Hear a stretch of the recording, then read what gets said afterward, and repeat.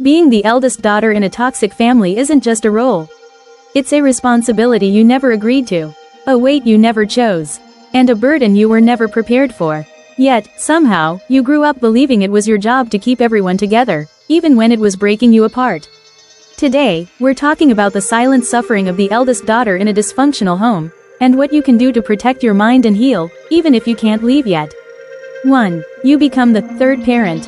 In toxic families, the eldest daughter becomes the default caregiver. You take care of younger siblings. You take care of the house. And sometimes, you even take care of your parents' emotions. This forced maturity steals your childhood. You never get to be carefree. You never get to make mistakes. You were expected to know better, even when you were just a child. This creates parentification trauma, a deep belief that your worth is based on how much you can carry. 2. You become the emotional punching bag. Toxic parents often dump their anger, stress, disappointment, emotional baggage onto the eldest daughter. You become the one they shout at first. The one they blame for everything going wrong. The one expected to hold it together. Psychologically, this leads to hypervigilance, always staying alert, people-pleasing. Anxiety, emotional numbness, trouble saying no. You become the adult who apologizes for things that aren't even your fault. 3. You carry the family's reputation. You're expected to set the example, to be perfect, to be responsible, to bring no shame to the family. This pressure feels suffocating. It creates fear of criticism, fear of failure, constant self-doubt, perfectionism that drains your mental health. You grow into someone who appears strong on the outside, but feels exhausted on the inside. 4. You don't receive care, only expectations. In many toxic homes, you give support but don't receive it. You comfort others but no one comforts you. You handle crises but no one checks on you. This emotional neglect leads to feeling invisible, feeling unloved, feeling unworthy, difficulty feeling safe in relationships. You learn to suppress your needs because others have it worse. 5. You become the family's problem solver. Something breaks, you fix it. Someone is upset, you step in. Parents fighting, you protect your siblings. A financial issue, they rely on you. You learn to carry burdens that were never your responsibility, yet you blame yourself when you fall short. This creates internal beliefs like, if I don't do it, everything will fall apart.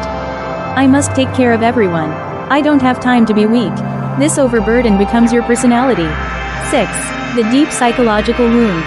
The eldest daughter syndrome often leads to chronic guilt, burnout, overthinking, choosing emotionally unavailable partners, fear of relying on others, believing you must earn love, suppressing emotions, difficulty resting, inability to ask for help. This is not your personality. This is trauma response, shaped by the environment you grew up in. You were taught to be strong before you were allowed to be human. 7. If you cannot leave the family yet, what you can do. Here are practical steps for healing while still living in a toxic household.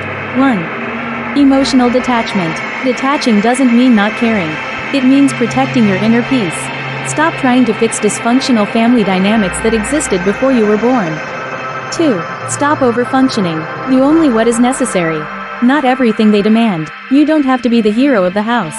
3. Set quiet boundaries. Not every boundary needs to be spoken. Some are in actions.